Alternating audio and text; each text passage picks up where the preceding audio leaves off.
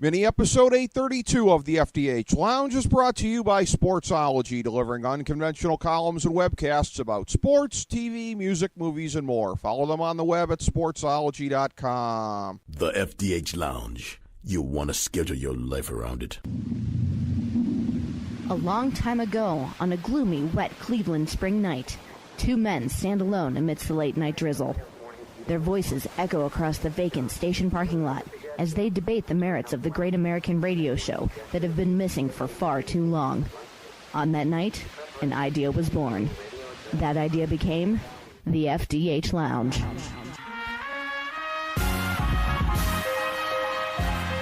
Welcome to the FDH Lounge. Welcome to FDH Lounge mini episode number 832. I'm FDH managing partner Rick Morris here with our preview of Fargo episode 3.3. Here are the top 5 developments coming out of the third season's second episode. Number 5, Gloria's investigation begins with only one step, but it points her in the right direction. She now knows about the man who took the phone book page that pointed toward her stepfather and the tragedy that ensued. Her other time was spent tangling with her new boss and attending to the old man's affairs, but she'll surely be moving on a path right toward Ray Stussy shortly. Number 4, we're being set up to see Gloria as quite a Luddite, but maybe that's just a swerve. Mechanized doors don't open for her. She can't work her cell phone very well. Her new boss has chastised her for not utilizing computerized records. In short, we're being set up to believe that these traits are going to work against her in the modern world. Remember, however, one tantalizing clue to this case that was deposited in cyberspace in the season opener. Nikki bragging on Facebook about how well she and Ray did in their bridge tournament, a tournament that she had to illegally cross state lines to enter with a boyfriend that she's not legally allowed to have. This is just a stab in the dark, but maybe it's Gloria who somehow comes across this information in the course of compiling her investigation. Number 3, VM Vargas shows that he means business. From moving the materials in the large truck right into one of the parking lots, to annexing a chunk of Emmett's business, to brutally disposing of Emmett's lawyer after his hapless attempts to investigate, this season's big bad was making his presence felt on all fronts. And while his mere menacing presence failed to get his point across in the season opener, he has now fully succeeded in communicating the situation to Emmett and Cy. They are, in his words, trapped. Number 2, the Stussy brothers are locked into war by the devils on their shoulders. Cy discouraged Emmett's thoughts of appeasing his younger brother, while Nikki's gross actions toward Emmett ensured that Ray would not be making peace even if he wanted to. And Cy's destruction of Ray's Corvette, which was already just limping along, took the fury to a new level.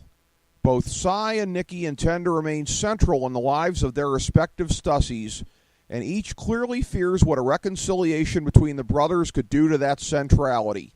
Each, working without knowledge of what the other was doing, worked in a simpatico manner to achieve their selfish goals. Number 1, the war between the Stussys looks to achieve new levels of ugliness. Neither brother can afford the distraction of having to fend off the other, but the lust for vengeance is going to consume them both. Emmett's dealing with the ramifications of what he thought was a loan, but is an investment from monsters that has materialized into the kudzu that is swallowing his company whole. Ray's still got to worry about staying one step ahead of the law, since he was the co-participant in a murder with a girlfriend that he's not even legally allowed to have. There are now echoes of Season 2 with the Kansas City and Fargo crime family wars. In this analogy, Emmett would clearly be KC, and Ray would be the seemingly outmatched Prairie Clan, with Fargo continuing his hostile takeover of Emmett's business and Gloria set to discover the family feud in upcoming episodes. We know that we're in for another great season of Fargo.